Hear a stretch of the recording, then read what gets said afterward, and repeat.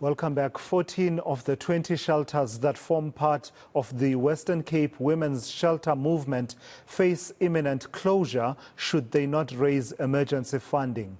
For women and children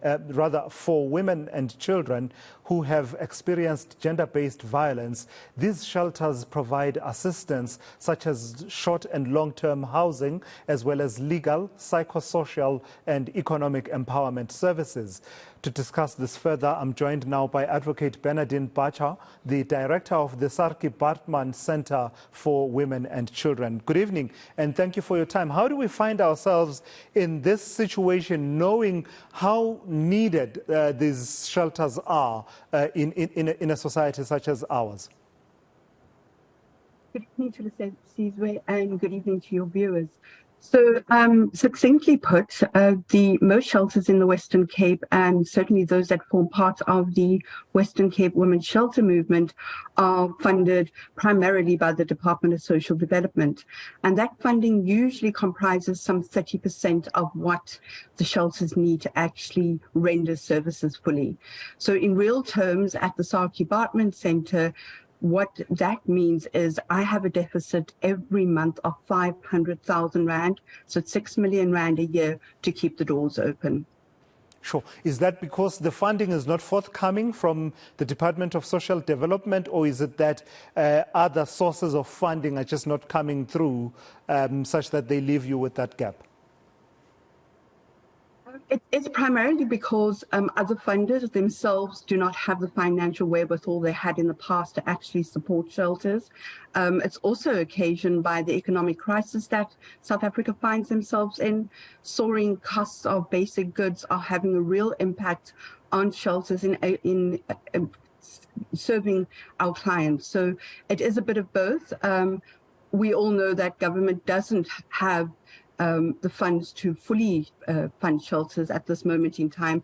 So in essence, the campaign really is a call to action to the private sector to request them to step up with us and allow us to continue to render services to survivors holistically.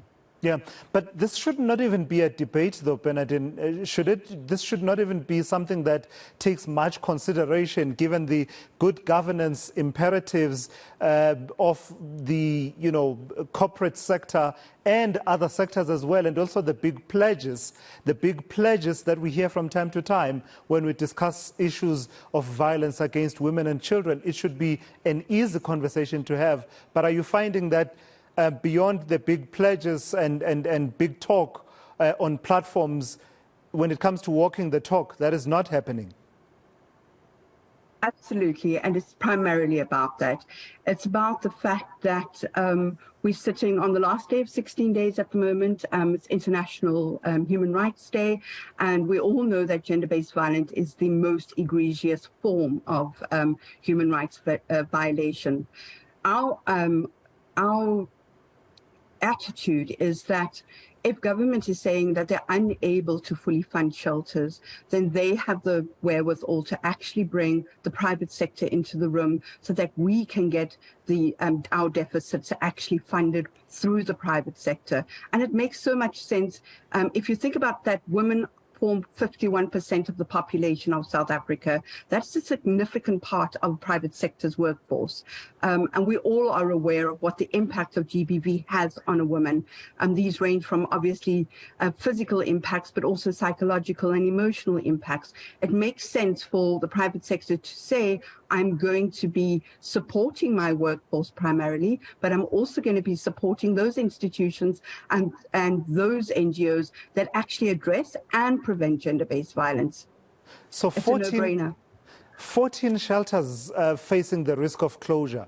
That sounds to me, if it's 14 out of 20 or 21, whichever the figure is, that's the bulk, is it not? And I can only imagine the the impact then, given that the violence against women and children continues in society. So on a daily basis, one can imagine how many women and children will be needing not only shelter, but the other services that I mentioned that you provide. Spell it out for me, color it in vividly, what the impact would be should this closure materialize of some or possibly even all 14 of these shelters. 14 of the shelters form 70% of the shelters that form part of the Western Cape Women's Shelter Movement.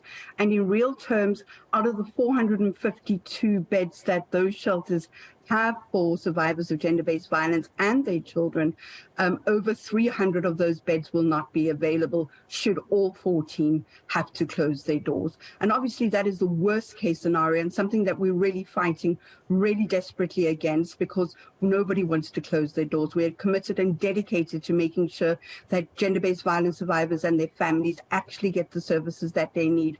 And it's even more difficult at the moment because going into the festive season, we find our numbers rising during the season because of the impact of things like substance abuse and children being out of school. So now really is not the time to even be contemplating closing our doors.